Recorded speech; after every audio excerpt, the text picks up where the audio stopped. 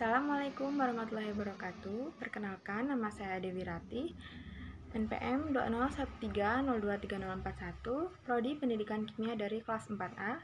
Kali ini saya akan menjelaskan materi mengenai sifat koligatif larutan, penurunan titik beku.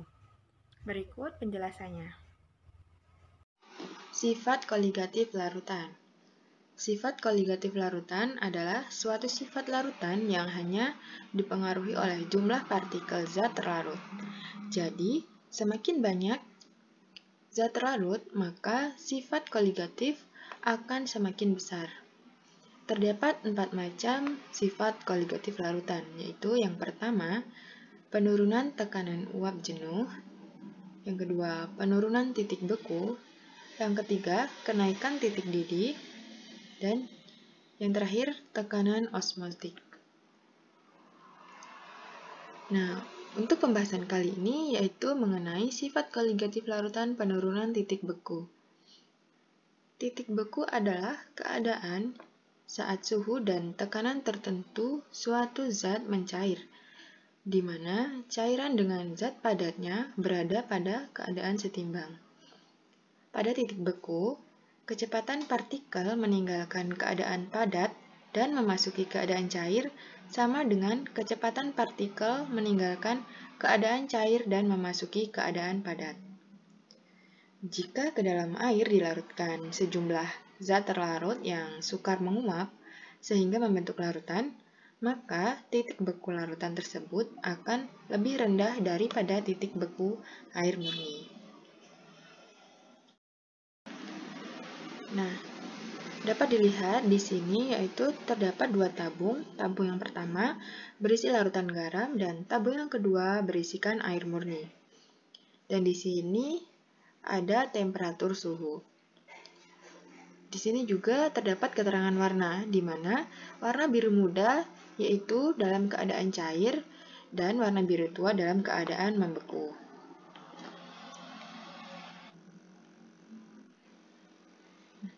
Ketika air biasa dan larutan garam diletakkan di dalam kulkas atau pada suhu yang lebih rendah, maka yang akan membeku terlebih dahulu adalah air biasa.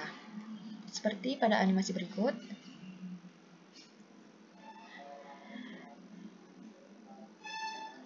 Nah, dapat dilihat bahwa air sudah membeku pada suhu 0 derajat Celcius, sedangkan larutan garam membeku pada suhu di bawah 0 derajat Celcius. Nah, hal ini dapat dijelaskan pada slide berikutnya.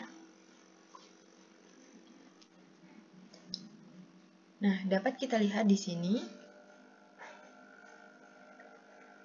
bahwa molekul-molekul H2O sudah merapatkan diri pada suhu 0 derajat Celcius, sedangkan molekul-molekul pada larutan garam dia merapatkan diri pada suhu di bawah 0 derajat Celcius. Nah, mengapa hal tersebut terjadi?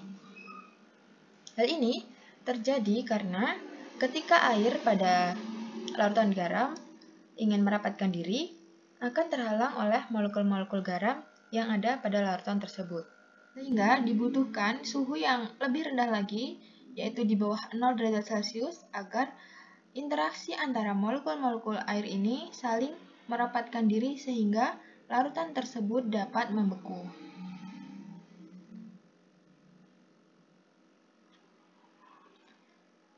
Kita ulangi animasinya, mari kita perhatikan.